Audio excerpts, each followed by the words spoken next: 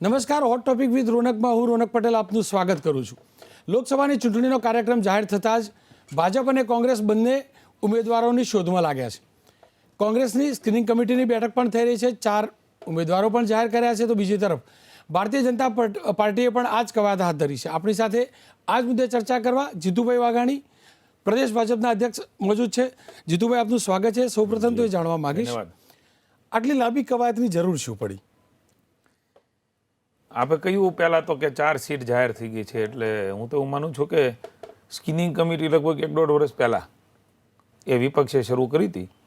વિધાનસભામાં કહેતા હતા, પણ એ કસરતો કરતાં 1.5 વર્ષે પણ જાહેરાત નથી કરી છે કે આ વિપક્ષમાં હોવા છતાં પણ આપણે કહ્યું કસરતની જરૂર છે. તો મને એવું લાગે છે કે કોઈ પણ સંગઠન માટે આંતરિક લોકશાહી એ મહત્ત્વની હોય છે. નીચેનો કાર્યકર્તા, પદાધિકારી, અન્ય કાર્યકર્તાઓ જે જવાબદારીમાં છે એમને પણ પોતાનો અવાજ, પોતાની વાત એ મૂકી શકે. ન માત્ર ઉમેદવાર સંદર્ભે, અમારી વ્યવસ્થા જુદી છે રોનકભાઈ, આપણા માધ્યમથી બધાને ધ્યાનમાં પણ આવે કે જ્યારે અમારા નિરીક્ષકો જાય છે ત્યારે માત્ર કોને ટિકિટ દેવી, કોને દેવી એ વાત નથી હોતી. ભારતીય જનતા પાર્ટીનું સંગઠનના કામો, સરકારની જે યોજનાઓ છે નીચે સુધી પહોંચાડવા માટે છેલ્લે જે કાર્યક્રમો આપ્યા એનું રિવ્યૂ પણ લઈએ. આગામી દિવસોમાં અમે દાખલા તરીકે હવે 21 તારીખથી નીકળવાના છે પુનઃ એકવાર બૂથમાં. નરેન્દ્રભાઈની ને વિજયભાઈના નેતૃત્વવાળી અનુક્રમે કેન્દ્ર અને ગુજરાતની સરકાર, અમિતભાઈના સંગઠનના નેતૃત્વવાળું અમારું સંગઠન. તો આ વ્યવસ્થાઓ ક્યાં કોણ જશે, કેવી રીતે કરશે, સામૂહિક રીતે મન બને એની પણ સાથે સાથે પણ આંતરિક લોકશાહીમાં આ વસ્તુની જરૂરિયાતો છે. એમાંથી પણ ઘણું બધું મળતું હોય છે અને એમને પણ કોઈ જગ્યાએ કહેવાનો મોકો એ મળ્યો તો મને લાગે છે કે આ તો તંદુરસ્ત વ્યવસ્થા છે. પણ કેમ કે 26 આપણા સિટિંગ એમપી છે, 26માંથી 26 બેઠક આપી હતી. આ કવાયતનો મતલબ નીકાળી શકાય કે કેટલાક સાંસદોને ડ્રોપ કરવાના છે? ના રોનકભાઈ, કોઈ કાયમી નથી, કોઈને ડ્રોપ કરવાના પણ વિષયો આવતા નથી. પણ દાખલા કે વ્યવસ્થાઓ નિરંતર બદલાતી જતી હોય. જીતુ વાઘાણી પણ કાયમ નથી. કોઈ હતું, કોઈ આવ્યા છે. પદ, પૈસાનો પ્રતિષ્ઠા એ કાયમ કોઈ પાસે રહેતી પણ નથી, ફરતી રહેતી હોય છે. તો 26 લોકો છે એટલે ન જવું તો એનો અર્થ એવો થાય કે 26-26ને પુનઃ એકવાર આપ્યા જ કરવાની, પછી 26 જીતે એટલે આવ્યા જ કરે. એ પણ હોય, કોઈ બીજા પણ હોય, કારણ કે એ વ્યવસ્થાઓ તો અદબદલ, હું પણ કાયમી નથી, મારી વ્યવસ્થા અદબદલ થવાનો છે. પણ એક લોકશાહી ઢબે કાર્યકર્તા એને વાત મૂકી શકે, કહી શકે ને એના માર્ક. આ સિસ્ટમ છે નીચેથી ઉપર સુધી, ઉપરથી અમારા સુધી, અમારાથી દિલ્હી સુધી એમાં જવાના છે. એટલે એક સારી વ્યવસ્થા છે. એના અર્થઘટનો અલગ અલગ રીતે નહીં કાઢવા જોઈએ. પ્રદેશ પાર્લામેન્ટરી બોર્ડની બેઠક કમલમની જગ્યાએ મુખ્યમંત્રી આવાસ ઉપર કેમ? એ સવાલ બહુ સારો તમે કર્યો છે. હું જોતો હતો કે ટીવીમાં 2-4 દિવસથી જે પ્રકારે નિરીક્ષકો નીકળ્યા, તો મને એવું લાગે છે કે અમારા ગુજરાતમાં વિપક્ષ અને કોંગ્રેસની નોંધ કોઈ નથી લીધી. પણ તમે જે પ્રકારે બતાવ્યું, તમારે એબીપીને પણ અભિનંદન આપું છું સતત. અને ત્યાંથી ભેગા થઈને તમારા કેમેરાઓ હતા, લાઈવ હતા. હું પણ અમદાવાદ એક મારા કામથી ગયો હતો.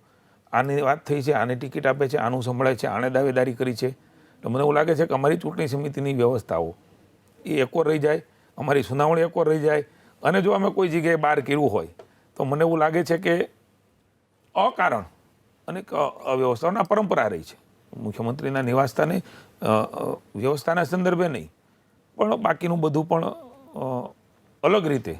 કારણ કે એક થિંકિંગ પ્રોસેસ છે. એ પ્રોસેસ અમે કરીએ તો તમે પણ અમને, મને એવું લાગે છે કે કાઠિયાવાડમાં કહેવાય છે હક ન લેવા દો. પણ જીતુભાઈ, બધે આટલા ઉમેદવારો આવે, દાવેદારો પણ આવે. ગાંધીનગરની બેઠક માટે તમામ લોકોએ અમિતભાઈ શાહની નામ મૂક્યું. ક્યાંક એવું તો નથી કે અમિતભાઈની જ એન્ટ્રી? હું આપને એમ કહું છું કે અમિતભાઈ કોઈ જગ્યાએ ક્યાંય ટિકિટનું એન્ટ્રી માટે કહેવાનું, કરવાનું એ કાર્યકર્તાનો વિષય જ નથી, મારો પણ વિષય નથી. હું પણ એમાં નાનો છું.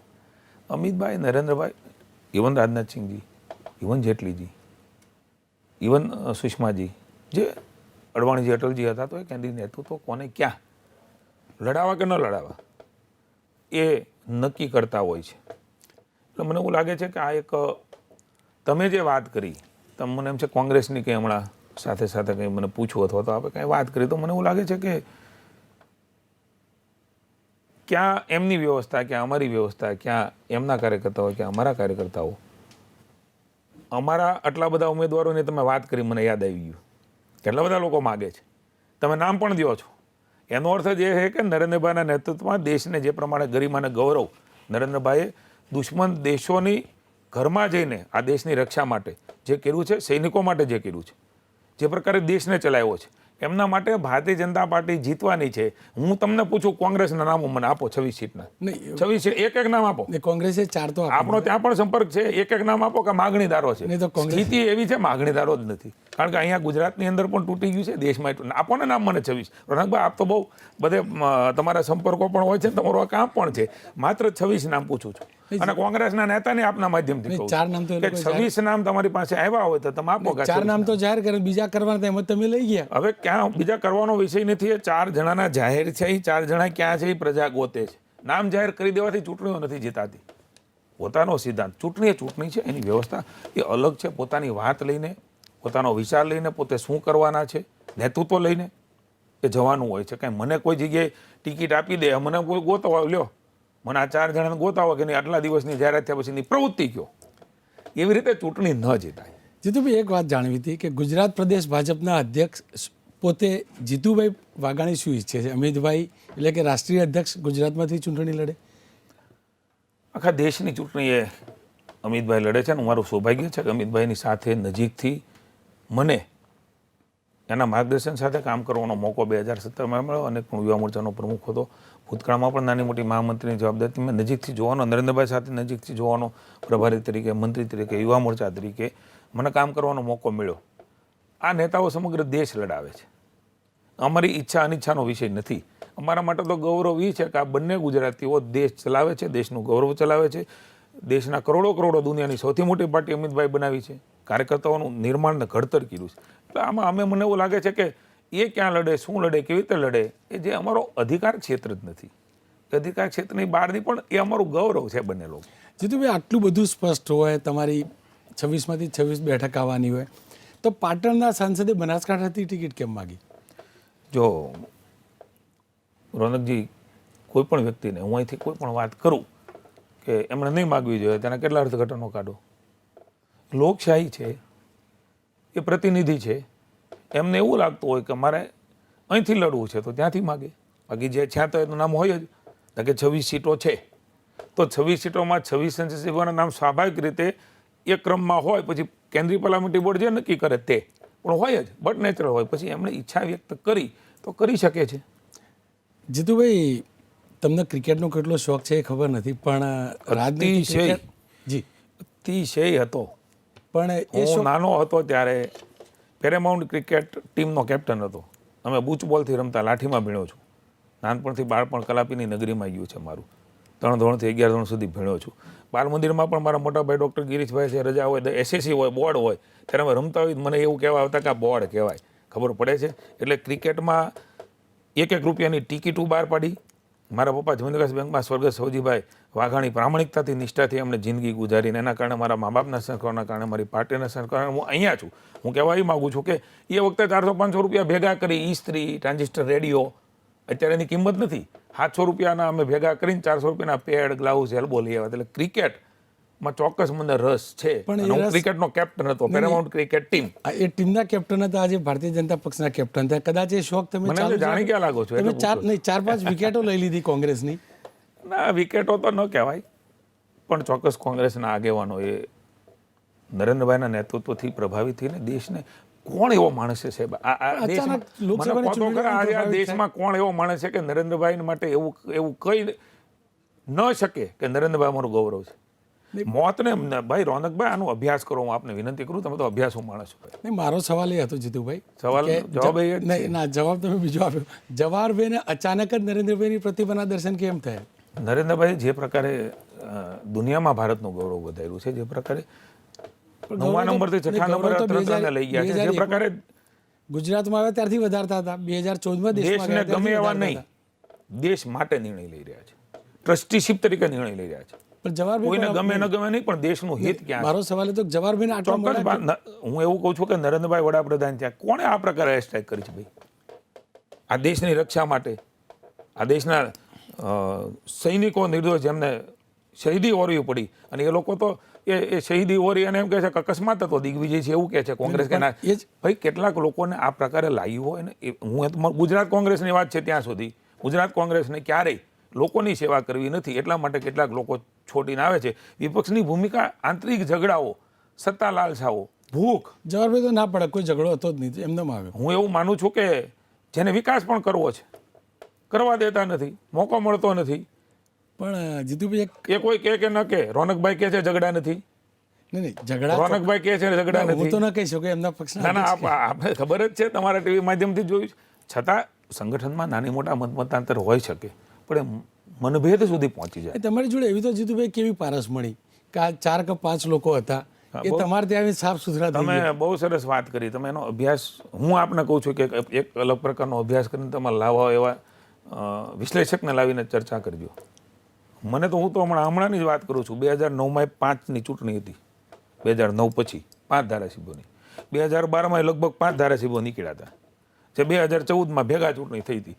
આજે પણ 2019માં 5 ધારાસભ્યો નીકળ્યા, વળી 5ની પેટા ચૂંટણી થાય છે. 2007માં લગભગ 4 થી 5 ધારાસભ્યો ભારતીય જનતા પાર્ટીના કોંગ્રેસે, જેને અમે કાઢી મૂક્યા હતા, એને રાજીનામા નહોતા આપ્યા, એને ટિકિટો આપી હતી. આ કોંગ્રેસને લોકશાહી છે, પોતપોતાનો સમયનો ઉપયોગ જ્યારે ક્યાં શું એને યોગ્ય લાગે છે. અને આજે તો દેશહિતમાં સમગ્ર દેશ અને ગુજરાતના લોકો લાગી ગયા છે. દેશહિતની અંદર આ દેશની રક્ષા કોણ કરી શકે? આ પુરુષોત્તમભાઈ સાપરિયા, રૂપાણી સરકાર એટલે કે બીજેપીની સરકારે તેઓ ઉપર આરોપ લગાવ્યો, જેલમાં પણ મોકલ્યા, ધરપકડ પણ થઈ. શું એ વખતેની સરકાર સાચી હતી, એટલે રૂપાણી સરકાર સાચી હતી, કે જીતુભાઈ વાઘાણીની પાર્ટી સાચી, કે પુરુષોત્તમભાઈને આ બાજુ લઈ આવ્યા પવિત્ર થઈ ગયા? બધું જ સાચું. હું પ્રતિનિધિ પ્રમુખ હોઉં અને માની લો કાગળ ઉપર કંઈ ગરબડો મેં સરકારમાં કરી છે અને મારી ઉપર કેસ થાય તો કાયદો તો બધાને લાગુ પડે છે. ગરબડી કરી છે કે નથી કરી એ કોર્ટ નક્કી કરશે, પણ એફઆઈઆર ફાટે ત્યારે સ્વાભાવિક છે માણસને અંદર જવું પડે. હું હોઉં તો મારે પણ જવું પડે. કેસ ચાલે છે, કોર્ટ વિલ ડિસાઇડ, કાયદો કાયદાનું કામ કરશે. પણ અત્યારથી કોઈને આરોપી કહી દઈએ એ ખોટું છે. એક વાત બીજી સમજવી છે જીતુભાઈ, ઘટનાક્રમ કેવી રીતે બનતો હોય? આવી રીતે એક પક્ષમાંથી બીજા પક્ષના ધારાસભ્યોને લાવવાનો ખરેખર ઘટનાક્રમ કેવી રીતે બનતો હોય? એનું નેગોશિએશન કેવી રીતે થતું હોય? ચર્ચા કેવી રીતે? રોનકભાઈ, હું તો શું કહેવાય, પાર્ટીનો વડા તરીકે અમારા પાર્ટીમાં જે વ્યવસ્થા બને કે ભાઈ તમારે આ પ્રકારે કેસ પહેરાવાનો છે, એટલે હું તો આવી જાઉં. આ સરસ મજાના આવી આવું તો હોય નહીં જીતુભાઈ, અચાનક તો કોઈ આવે નહીં, એનું ચોકડી નક્કી થતું હશે, મુહૂર્ત નક્કી થતું હશે. ગમે કે મારી ભાજપમાં શક્તિમાં, અને હું કોઈ કોંગ્રેસ માટે નહીં, અન્ય સમૂહ વ્યક્તિઓને હું તો રોનકભાઈને આમંત્રણ આપું છું કે જે તમારી સ્કિલ છે ને એ જાહેર જીવનમાં, જાહેર જીવન ખરાબ પણ નથી. લોકોની દૃષ્ટિથી કેટલાક લોકો 10-20% ખરાબ હોય, 80% લોકો આજે પણ માત્ર ને માત્ર સેવાના ભાવથી, નખશીક પ્રામાણિકતાથી કામ કરી રહ્યા છે. અને એના આશીર્વાદના કારણે જ અમારો 2 ટંકનો રોટલો ચાલે છે. કોને ખબર કોના નસીબનો અમે ખાતા હશું, કોઈને આતડી ઠરીએ છીએ. અચાનક નેતા કેવી રીતે કમલમ આવી જાય, આટલું સમજ હતી? હું આપને કહું કે મને એવું લાગે છે કે એમને ત્યાં મૂંઝારો થતો હોય, તકલીફ થતી હોય, ચૂંટણી આવે ત્યારે. અત્યારે હું તો માત્ર કહું છું કે નરેન્દ્રભાઈ જે પ્રકારે દેશને દોરી જઈ રહ્યા છે એમના માટે જ, અહીંયા નહીં હો, ગુજરાત નહીં, કર્ણાટક, રાજસ્થાન, મહારાષ્ટ્ર, ઇવન પશ્ચિમ બંગાળ, હવે તમે નોર્થ ઇસ્ટના રાજ્યો જુઓ, એ બધા જ લોકો નરેન્દ્રભાઈ, મને એવું લાગે છે કે એક એવા વડાપ્રધાન, આપણું એવું ગૌરવ 150-200 વર્ષે પ્રાપ્ત થયું છે. આવા મહામાનવ એ વર્ષો પછી જન્મતા હોય છે, એના નેતૃત્વની અંદર આખા દેશમાં લોકો જોડાય છે, ગુજરાતમાં જોડાય છે. ના જીતુ, એ વાત સાચી, પણ એકલા પાર્ટીમાં નથી જોડાતા, રૂપાણી મંત્રીમંડળમાં પણ જોડાઈ જાય. મુખ્યમંત્રીશ્રીનો પોતાનો અધિકાર ક્ષેત્ર છે, એમને જ્યાં દેખાય ત્યાં જે પ્રકારે જરૂરિયાત લાગતી હોય એ પ્રકારે એ સરકારની કામગીરીની વ્યવસ્થાઓ પહોંચાડવા માટે ક્યાં કેવી રીતે ક્યાં શું જરૂરિયાતો છે એ સમયે મુખ્યમંત્રીશ્રી નક્કી કરતા હોય છે કોને ક્યાં બેસાડવા. પણ મુખ્યમંત્રીશ્રી જો આવી રીતે બહારથી આવેલા એટલે પાડોશીના દીકરાને થાળી પીરસી દેતા હોય તો ઘરના દીકરા ભૂખ્યા તો રહેતા હશે. ઘરના કાર્યકર્તાઓ, ઘરના લોકો પણ એમનો ભોગ પહેલાં છે, બધાનો ભોગ પહેલાં છે. પણ જે વ્યવસ્થાઓમાં જ્યાં જરૂરિયાતો હોય, જે જિલ્લાઓમાં જરૂરિયાતો હોય, એમાં મુખ્યમંત્રીશ્રીને જ્યાં દેખાણું હોય, પણ ભાજપનો કાર્યકર્તા, પરિશ્રમી કાર્યકર્તા, એકદમ શિસ્તબદ્ધ કાર્યકર્તા, એમના કારણે અમે આ ઉજળા છીએ સાહેબ. પણ જીતુભાઈ, વિજયભાઈ, નરેન્દ્રભાઈ, અમિતભાઈ, અમારી સરકાર પાયામાં ભાજપનો કાર્યકર્તાનો પરિશ્રમ છે. અને એ છોડીને વિચાર, કોંગ્રેસનો વિચાર છોડીને ભાજપનો વિચાર પકડે છે. અમારા વિચારને પકડીને આવે છે, વિકાસને પકડીને આવે છે. અને અમારા કાર્યકર્તાઓ અમે બધા ખુલ્લા મનના છીએ કે ભાઈ ચલો અમારી શક્તિમાં 22-23 વર્ષ પછી ફરી એકવાર સત્તા લેવી, પુનઃ એકવાર નરેન્દ્રભાઈ નેતૃત્વમાં 26માંથી 26. સાહેબ, આ રાજ્ય નવા નવા ઇતિહાસો સર્જે છે. જીતુભાઈ, તમે આશાબેનને સ્વીકારી લીધા પક્ષમાં, તમારા જ વડીલ નારાયણભાઈ નારાજ થયા? જેમ કોઈ નવી વસ્તુ આપણા જીવનમાં કુટુંબમાં નીતિ નિયમો વ્યવહારો એ બધું થતું હોય છે ત્યારે સ્વાભાવિક છે કે નાના મોટા ગેરસમજણો. નારાયણ કાકા હું કહું છું કે મારા વડીલ છે, એમણે ઘણું બધું કામ કર્યું છે, પણ આશાબેન પણ 4 વર્ષનું સીબેપ જ છોડીને આવ્યા છે. ત્યાં ધારાસભ્ય તો છે જ ને ભાઈ, પણ નથી કામ કરવા દેતા, ગુંગળામણ અનુભવે છે. એટલે ભારતીય જનતા પાર્ટીની વ્યવસ્થામાં જોડાણા, એક ભારતીય જનતા પાર્ટીનો પ્રતિનિધિ ઉમેરાશે, રાજ્યની સેવા થશે, અન્ય લોકોનો પણ અન્ય જગ્યાએ ભવિષ્યમાં ઉપયોગ થશે. આ તો નિરંતર ચાલતી પ્રક્રિયા છે, એમાં જીતુ વાઘાણી પણ આવી જતો હોય છે ક્યારેક. આ પ્રક્રિયામાં હજુ બીજા કેટલા? કેવું મુશ્કેલ છે. જવાબ તો મને એવું લાગે છે કે નબળી, તૂટી ગયેલી, થાકી ગયેલી, ભાંગી ગયેલી, સ્ટેચરમાં પણ નથી બેસી શકતી એવી કોંગ્રેસને પૂછવાની આવશ્યકતા છે. કારણ કે અમારા ઉપર આરોપો જે પ્રકારે કરી રહ્યા છે, કહી રહ્યા છે, અરે તમારા વિચારોને લઈને કોઈ નથી ટકી રહેતું. નેતૃત્વ તમે કરો છો, તમારું નેતૃત્વ અમે નથી કરતા, તો પછી તમે કહી દો ને કે અમે નહીં બગતા, હવે અમે નથી રમતા, ભાજપના લોકો સક્ષમ છે, એનામાં બધી આવડત છે, કુશળતા છે, એટલે એને દુકાને નહીં બંધ કરી દેવાય. હું એવું માનું છું કે કોંગ્રેસ તમામ રીતે નિષ્ફળ ગઈ છે. હવે કેટલા લોકોને આવવું છે, નથી આવવું, એ તો વ્યક્તિ પર પછી પાછા એમ કે દાદાગીરીથી લઈ જાય છે. અરે આ દાદાગીરીથી લઈ જાય છે તો તમે વિપક્ષમાં હેના કામના ધારાસભ્ય દાદાગીરી કરી શકતા હોય તો લોકશાહીમાં હવે એ બધું શક્ય નથી. જાગૃતતા આવી છે. તમારા વખતે દાદાગીરીઓ થતી, બુથ કેપ્ચરિંગ થતા, તમારા નેતાઓ સામે કેસ થતા, રિપોલ થતા, એ અમે જોયેલા છે. લોખાઓ પોલીસ સ્ટેશનની અંદર બેઠા હોય, ફરિયાદ કરવા જાવ ત્યારે એફઆઈઆર ન ફાટતી, એફઆઈઆર ભારતીય જનતા પાર્ટીની સરકારમાં ફાટતી થઈ છે. ગામડું ધ્રુજતું હતું થરથર. આ લોકો એ જ કહે છે એફઆઈઆર ફાડીને પછી પાર્ટીમાં લઈ જાવ તો. ના, બિલકુલ નહીં. હું એમ કહું છું કે એફઆઈઆર કોઈની સામે ન ફાટતી. ગામડામાં લુખાઓ ત્યાં બેઠો હોય, દાદાગીરી કરતો હોય, ગુંડા લોકોએ અહીંયા મંત્રીમંડળના બંગલામાં હોય, એના મંત્રીઓ ટાડામાં પકડાતા હોય. અહીંથી લતીફ નામનો ગુંડો એ 5 જગ્યાએથી ચૂંટાય. કોની સરકાર હતી, કોની જવાબદારી? 70 વર્ષ સુધી આ રાજ્યમાં કોંગ્રેસના પાપ પીડ્યા છે, માત્ર સત્તાના ભોગે કામ કર્યા છે. કોઈ એક વાત સમજી ના શક્યું. અલ્પેશ ઠાકોરની વાત ચાલતી હતી બીજેપી જોઈન કરશે, અચાનક શું થઈ ગયું? એને પૂછ્યું એના કરતાં તમારી જોડેથી જાણું, તમારો પક્ષ બી તો જાણી શકું. આખા રાજ્યના લોકોને જાણવાની ઈચ્છા છે. બિલકુલ. પણ હજી ક્યારે શું ક્યાં થાય એ કોને ખબર છે? કારણ કે માણસનું મન છે, ક્યારે ચલિત, ક્યારે વિચલિત. એટલે એવું તો નથી ને કે લીલાધરભાઈ એટલે પાટણથી બનાસકાંઠા જવા માંગતા હોય? હું કાંઈ એવું નથી કહેતો. તમે કંઈક મને એવું ન કહેતા કે તમારા એજન્ડા મુજબ મને ન્યા નથી રાખ્યું ને માહિતી આપે. હું એવું નથી કહેતો. તમે કંઈક એવો સવાલ ન કરતા મને. સૌ પોતાનું કામ કરે છે. અલ્પેશનું સ્થાન હજુ ખરું? મને એવું લાગે છે કે હવે તો એમણે જ એમના નિર્ણયો કરવાના હોય, શું કરવું, શું ન કરવું. હવે તો અમારી પાસે બધી વાતો આવશે જ્યારે જેની પાસે આવતી હોય. કારણ કે આવડી મોટી પાર્ટીમાં અમે બહુ મોટા મનથી ચાલીએ છીએ. જેની પાસે જે વિચારો હોય, અંગત બનતું હોય તો વાત મૂકે. એ વાત મૂક્યા પછી એવું લાગે કે ભાઈ અમારા જગ્યાએ આ લોકોની જરૂરિયાતથી લોકોને ફાયદો થશે, સેવા થશે, તો એના માટે થતું હોય છે. હવે તો વાત ઊભી કરીને આવે ને કરે ત્યારની વાત છે. પણ હું ફરી વખત કહું છું કે એવું ન અહીંથી તમારાથી એજન્ડા આપતા કે કંઈક આનો માણસ જ ન્યા ન બેઠો હોય, આવું નથી. બીજી એક વાત જાણવી હતી કે જે 5 ધારાસભ્યો થયા, સીધી રીતે તો 4 થયા, એમાંથી એક તો નેચરલી મંત્રી બને એટલે ચૂંટણી લડશે જ. બાકીના 3નું ભવિષ્ય, એમને પણ ચૂંટણી લડાવશો વિધાનસભાની બાય ઇલેક્શનમાં? અમારી વ્યવસ્થાઓ જે બની છે એમાં દરેક કાર્યકર્તાએ પોતપોતાની વાત મૂકશે. સ્વાભાવિક છે જે ધારાસભ્ય આવ્યા છે પોતાનું પદ છોડીને આવ્યા છે. હું એવું માનું છું કે એ એમનું બરાબર ડેકોરમ જાળવીને આવ્યા છે કે હવે લોકોનો મત લેવા જશે. તમે સરસ વાત કરી, લોકો એમાં સહી કરશે. એટલે હવેની જે પ્રોસેસમાં નામો આવશે તો સ્વાભાવિક છે, મેં કહ્યું 26માંથી 26માં એનું નામ પહેલું હોય જ, કારણ કે લડેલા છે, જીતેલા છે, તો સ્વાભાવિક છે એ નામ હોય જ. હવે અન્ય પણ ચર્ચાઓનો વિષય એમાં રહે ન રહે પછીની વાત છે, પણ છોડીને આવ્યા છે ત્યારે સ્વાભાવિક છે ક્રમમાં એનું નામ હશે પાર્લામેન્ટ. આ પણ અમારો અધિકાર નથી. અધિકાર ક્ષેત્ર દિલ્હી છે, નામ દિલ્હીથી જાહેર થશે. જાહેર થયા ત્યારે આપ જોઈ લેજો. બીજી એક વાત જાણવી હતી, આ ભાવનગરથી ગાંધીનગર પહોંચ્યા, ક્યારે એવું થયું દિલ્હી પણ પહોંચું, એટલે કે લોકસભા પણ લડું? ભાજપ જ તે અહીંથી અહીંયા સુધી સામાન્ય માણસને પહોંચાડી શકે. હું તમને પૂછું કે અમિતભાઈ પછી પક્ષના પ્રમુખ કોણ બનશે, તમે કહી શકશો? હું નેચરલી કહી શકું, તમે જ કહી શકો.